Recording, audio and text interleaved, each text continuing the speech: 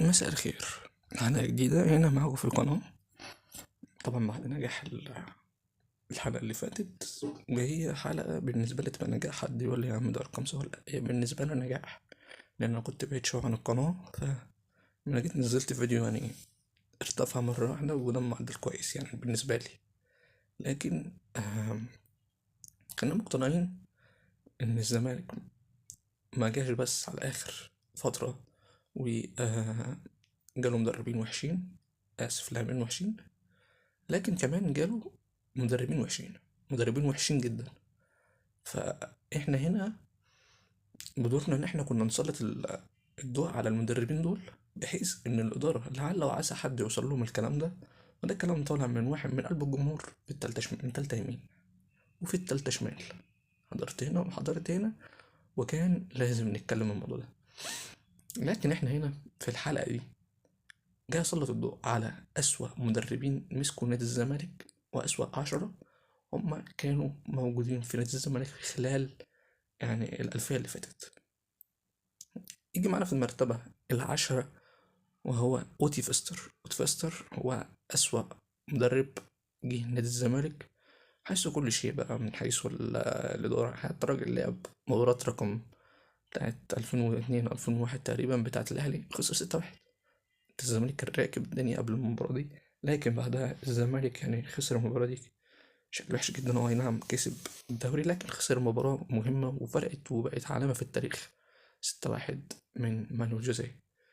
نيجي لمدرب رقم 9 وهو نيبوشا المدرب الصربي اللي جه درب الزمالك 2017 وما كملش كتير، والراجل كان مستوى وحش جدا، وجه خرج الزمالك من كاس مصر قدام المصري، وقتل عليه كسب كاس مصر ده.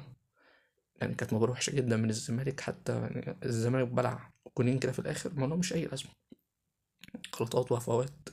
حتى الشناوي برضك من الحوار اللي هو بيخرج من المرمى ده هو اللي كان عامل له الأزمة. لكن خلينا نتفق إن بوشع كان قبل الزمالك كان كويس، مع الفيصلي كان كويس.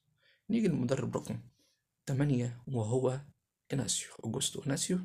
هو مدرب وحش، ما مش هقول أسوأ لكن هو مدرب وحش. ممكن تقول مرتضى ما ادالوش المساحة، مبقاش يعني الدنيا زي دلوقتي، لكن هو إناسيو لكن جه في الفترة دي دلوقتي ومسك الزمالك كان هيبقى مدرب عالمي.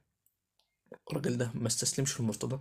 مرتضى كان بيرخم عليه جدا الفترة اللي رخم عليه الفترة اللي كان موجود فيها في نادي الزمالك.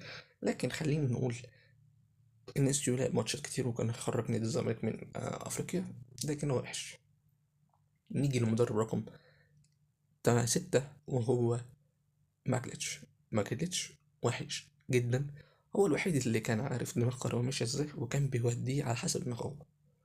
نيجي للمدرب رقم 5 وهو حسام حسن من رأيي هو أسوأ مدرب مسك نادي الزمالك. الراجل ده مشي وراح مرتين تقريبا، مسك الزمالك على فترتين، لكن هو وحش جدا. نيجي للمدرب رقم 4 وهو فيريرا فيريرا مدرب الزمالك التاريخي. فيريرا هو أنا شايفه مدرب سيء شوية بحيث تحفظ الدفاع بتاعه. خلينا نقول المدرب رقم 3 وهو بيسيرو أنا شايفه مدرب وحش، مدرب مش كويس، مدرب جبان.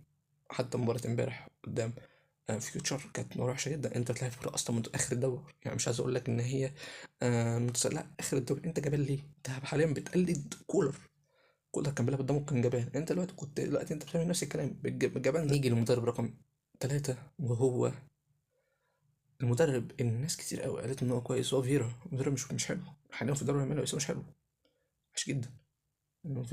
فييرا اسف، وحش جدا. نيجي للمدرب رقم 2 وهو أحمد حسام ميدو أسوأ مدير فني أنا شفته مسك الزمالك حرفيا. لكن مش فير خالص في اللعب بتاعه، لا وحش جدا. خلينا نقول المدرب رقم 1 وهو مفاجأة حقيقية وهو باتشيكو. هو أسوأ مدرب جه مسك نادي الزمالك.